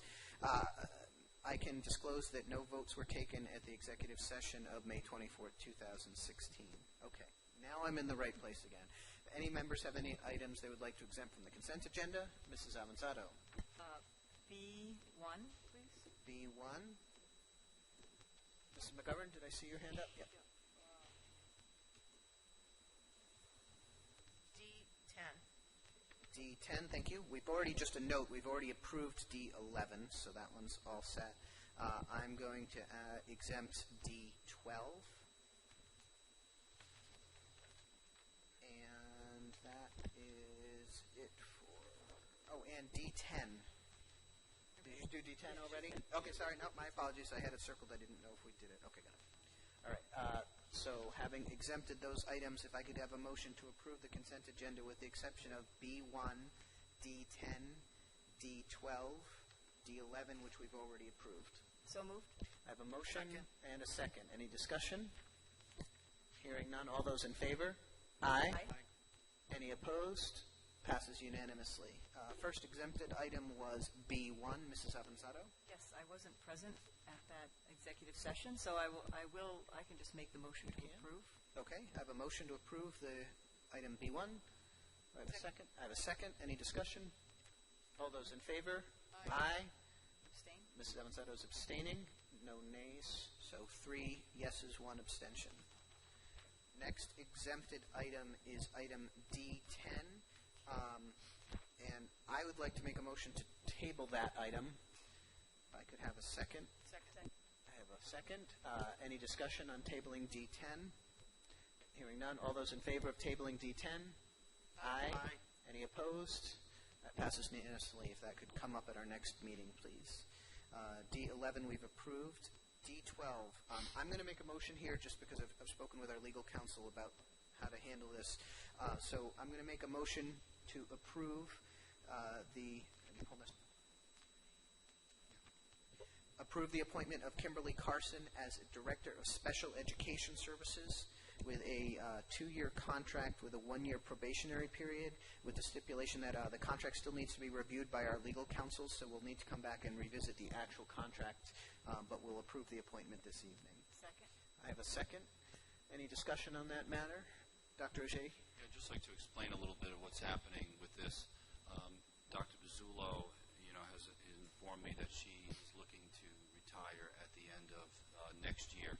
What this does is it brings Dr. Carson to the leadership post for special education and pupil personnel services alongside Dr. Pizzullo. It helps us with a transition and makes sure that we keep Dr. Carson in the fold because we see her as our future leader. And it also helps us in terms of some savings because we plan on using the two, particularly Dr. Pizzullo, to work first and foremost on the pre-K coordinator role. We had budgeted about $70,000 toward that, and that will be a savings that we do not need to spend because of this move right now. So, it's something, again, help us with the budget, help us to have some room for some flexibility as we get into the summer, and it's good for the future of NK and how impressed we are with Dr. Carson moving forward. So. Thank you. Any other discussion? Hearing none. All those in favor? Aye. Aye. Any opposed? Passes unanimously. That completes the consent agenda. We have already dealt with item E. The next is item F, an audit committee appointment. I could get a motion to approve. Or do we want to? Oh, that's right. Actually, Yep. I would recommend that you consider tabling this because on Friday, after the agenda had been released, we did receive another interested citizen. We got that information from Jenna Alleywood, so there could be 2 names to put forward to you, so clearly that's up to you, but you don't have that information on that second person. I wasn't able to get it to you for the agenda. Okay, and there's no urgency on this appointment. So, No, just discussion when we motion. okay, so we'll have a motion to table item F. Second. I have a second. All those in favor of tabling? Whoop. Oh, discussion. Sorry. Yeah. So I'm nothing against the person who we know about. My general point is that I think we have this process backwards, and what I mean by that is, the school committee liaison to the audit committee. The way the process works is when there's a vacancy, when that person leaves, whoever fills it. I think the way it should work is the audit committee should look at its interested candidates, vote for the person they want to join, and then any of the 5 members could be eligible to be our liaison. Because, for example, there might be a highly qualified person on the committee now with children in the district or with more background in terms of understanding educational auditing and other stuff, and just by the quirk of when vacancies came on, they weren't able to be our liaison. So I would like to see the process where the audit committee fills its vacancy and then solicits nominations among its members, to us about who wants to be the school committee liaison. So what you're saying is basically how our committees work. What? How our committees work. Yes, correct. So I can certainly reach out. The town website still shows Mr. Cardenti as the chair, which we know that's not correct. Right. So I can reach out to whomever the chair is, and Dr. Auger and I can reach out and discuss that. I mean, I think that makes a lot of sense. That is how our committees work. So I can bring that information back, hopefully, for June 14th. And Mrs. Avanzato? Just two quick things. Obviously, the school committee then would vote at that point on whoever had come forward and sort of volunteered then to be the school committee representative.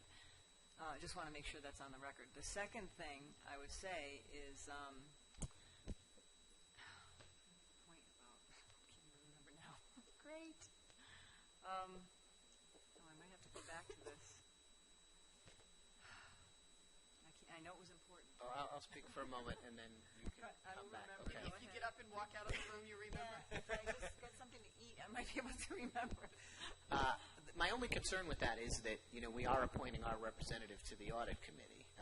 And by taking the audit committee's recommendation, granted we have essentially a veto to that, but we're not really appointing somebody in that case. We're just simply taking their recommendation. The reality is we don't exactly have people banging down the doors for these appointments, unfortunately. I hear what you're saying. Because technically, even if we said no, they could go through the town process and be accepted, right? So we don't have veto on them being on the audit committee. We have veto on them being the school committee. I meant their appointment. Yes, correct. I was speaking within reference of our appointment. The point being that the school committee was given a spot to fill on that committee, and we have the ability to fill that spot. I just want to make sure that we're filling it with the most qualified candidate that we can find. Well, and actually, in the past, the way it's really worked is that the town has advertised for the spot, sent the names over, and then you've chosen a name.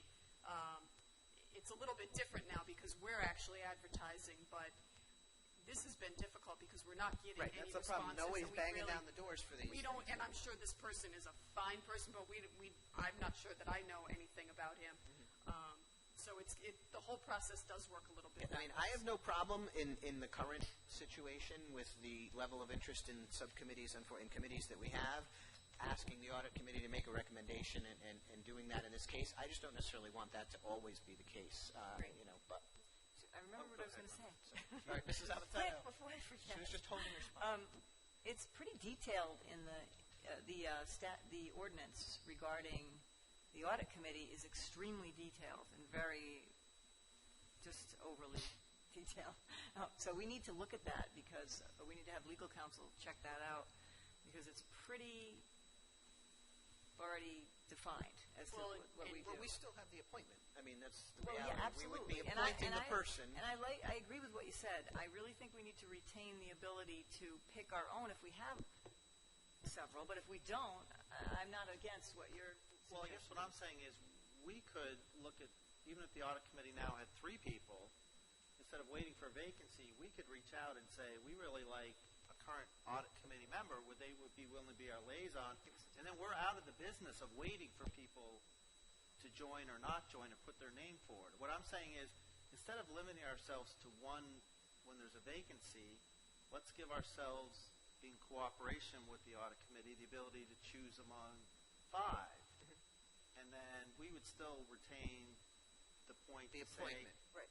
But I don't think it should be necessarily a current member of the audit committee. We should still be able to bring in new people. I kind of like your idea in conjunction with being able to bring in new people because even though we may not have anyone now, we have in the past, school committee members have talked to friends and family and solicited people that had a particular interest in the schools to put their names in. I think it's particularly important now with the climate in the town that we have a voice. So that would be my only concern. But Right, but I guess what I'm saying is it's a win-win in that if no one steps forward for months, we don't have a voice. And that's what we have now. And so let's give us the flexibility to say either we do either or. We want someone on the committee now, or we'll wait till they fill a vacancy, and we have obviously the ability to influence if we could, that way. if we could retain our ability to appoint someone and also, or choose from existing audit committee members and ask them if they'd like to be our liaison, that would be my preference. I don't like to give up the option to choose solicit and choose someone. So we have a motion to table the item. All those in favor? Aye. Aye. Any noes? That is approved. Next, we have item G, which is approval of facilities subcommittee. And interestingly enough, we did have 3 people who were interested in this position, which, we don't usually get this kind of activity like we know for any of these. Before you, I put the 3 citizens that are interested in being on our facilities subcommittee. You know that our facilities subcommittee is required by RIDE, that we have that committee. Our current chair is Jim Grundy, and this is a replacement for Cliff Seabury. 3 interested parties. We had Mr. Richard Welch, we had Diane Izzo, and we had Mr. Martin Lafferty.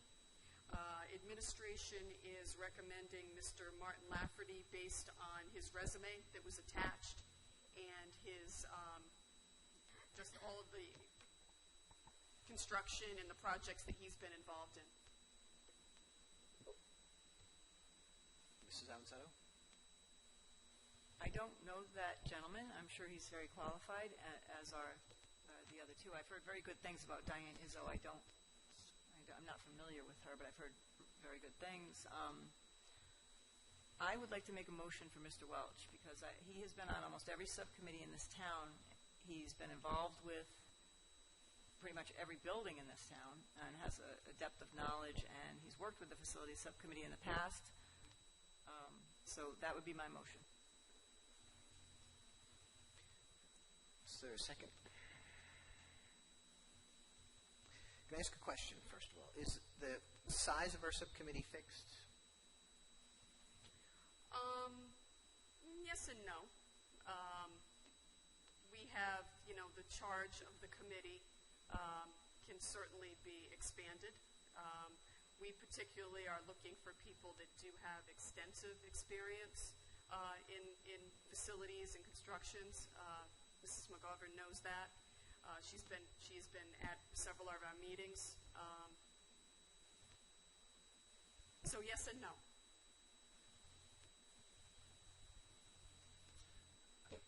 Greg, I'd make a motion to approve the superintendent's recommendation for Martin Lafferty. Second. A motion and a second. Any discussion? Hearing none. All those in favor? Aye. Aye. No. And 1 no.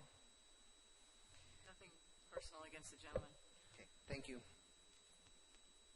Next item is H, which is the elementary social studies curriculum.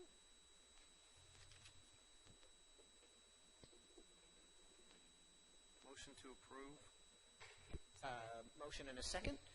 For Dr. O'Shea? Or Dr. Humbert?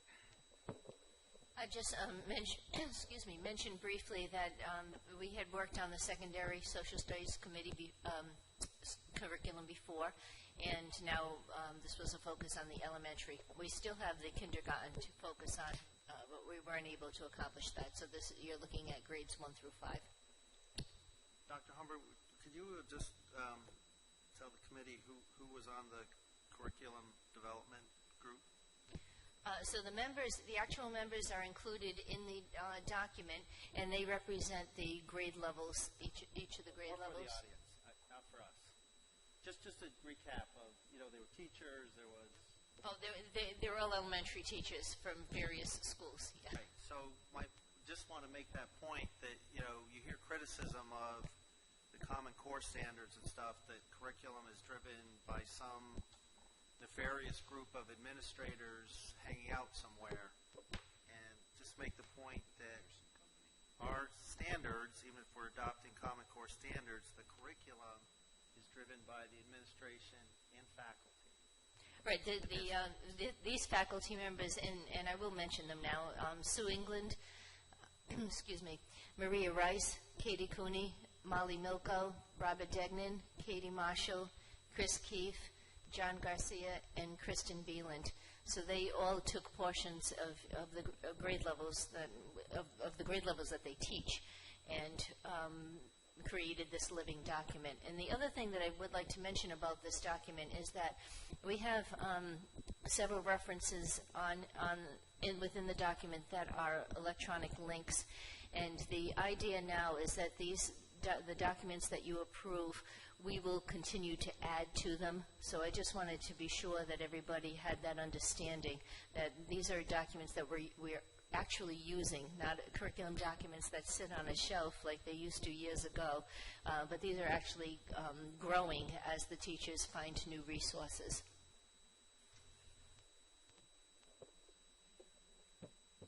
Thank you. Any further discussion?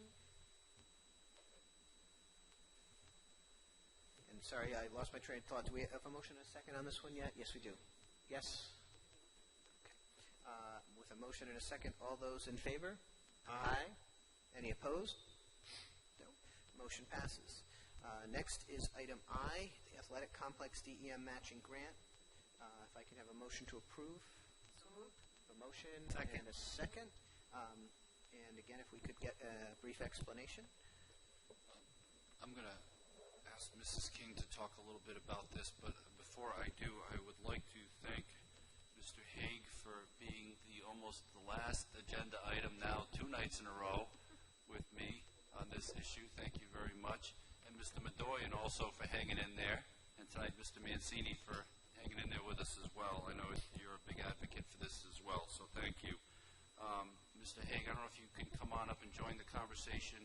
I'm going to pass the microphone to Mrs. King to get things started. And actually, I'm just going to pass to Mr. Haig. This is his project Hot and his potato great time. work, and he can explain whatever I can help, I will help with. Okay, so we are applying for a grant from DEM that we asked last night the town's approval to put their name on, so that the grant has to come in the town's name, so that's what we were doing last night.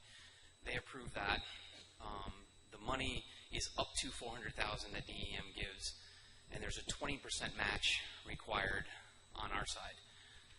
20% of 400 in their mind is 100,000, which is 25%. State of Rhode Island map. Yeah. I don't do math. But the way they do it is it's a percent of the total that's given. So the 400 plus the 100 is 500.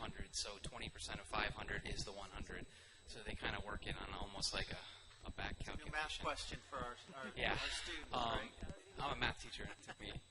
I still don't quite get why they do that. But anyway, so the most it would cost the school district, which is still a lot of money, is $100,000, but we would get 400 on that end.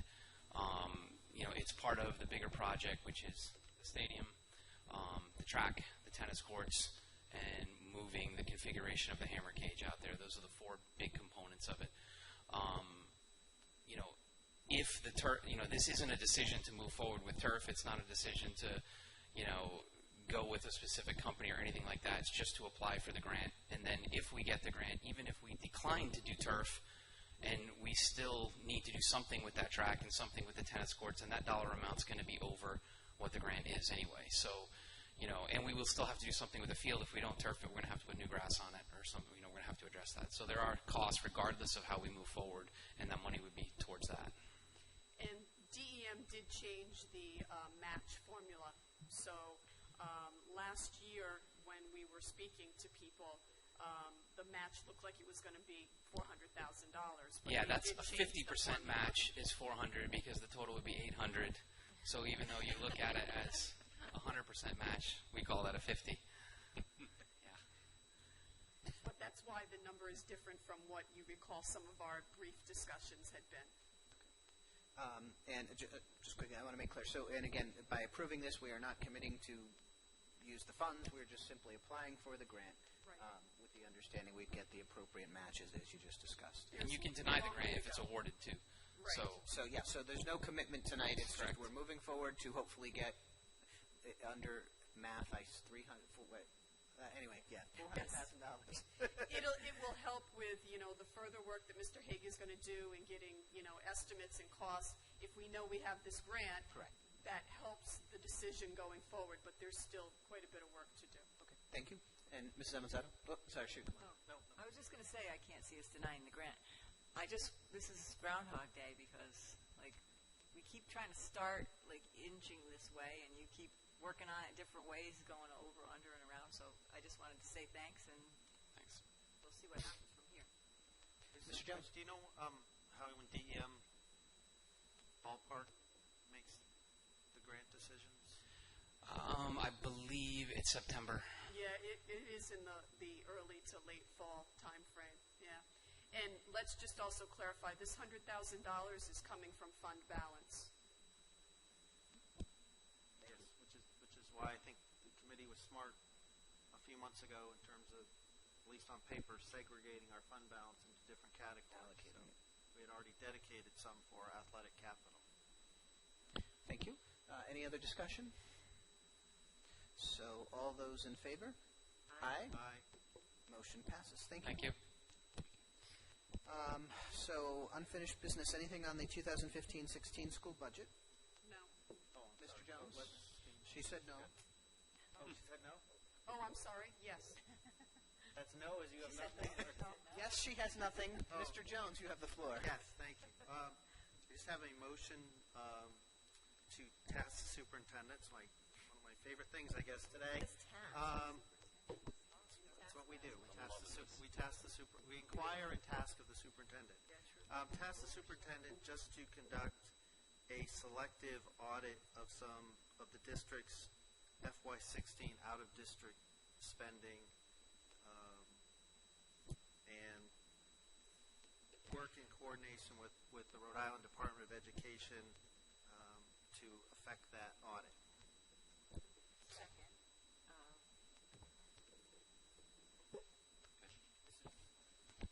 I don't. Oh, you just seconded. I I'm sorry. have no idea what this is about. I'm just a little curious. Well, I think Mr. Jones is looking to have Dr. Auger just look into various out-of-district expenditures and making sure that the funds are going where they need to go. Got it. Okay, all right. Fair enough. Thank you. All those in favor? Aye. Aye. Motion passes. Any other discussion on the 2015-2016 school budget? We already pulled forward, but just in case, is anything still remaining 2016-2017 school budget? Mrs. Avanzato? Just briefly, there have been a couple of articles in the newspaper regarding the Asset Management Commission's recommendation or discussion of the school department moving into the town hall, which I find to be very strange. And I wanted to address it only because it's achieving some discussion and prominence. And I just wanted to speak to, I would like Mrs. King to speak to it too in terms of whether or not that building is appropriately sized for us. Also, I think it's pretty well known that we would need to put some money into that building if we were ever even to consider such a thing. And my view on that, just so I want to get it on the record, is that I would need the town council to vote and appropriate at least $5 million to us so that we could, maybe more, maybe $10 million, I would need an assessment. But I certainly wouldn't be willing to even look at that or agree to that without them appropriating the money ahead of time before we even took one step in that direction. Because otherwise we will end up in a building that we have no money to keep up, and we are already not being funded for our capital projects. Okay, thank you. Any other discussion? Next item, CIP, existing bond or future bond. Anything on that? Nothing. Next is policy D1. We've been through this one many times, and I think we've come to an agreement on the text. Though I remember, Mr. Jones, you pointed out there was one repeated word, which I meant to look up ahead of time. I'm sure we can approve it. We will approve it with the understanding that there's a obvious typographical error that we will correct. You could task the superintendent with finding the word. Yes. That's one of his fortes.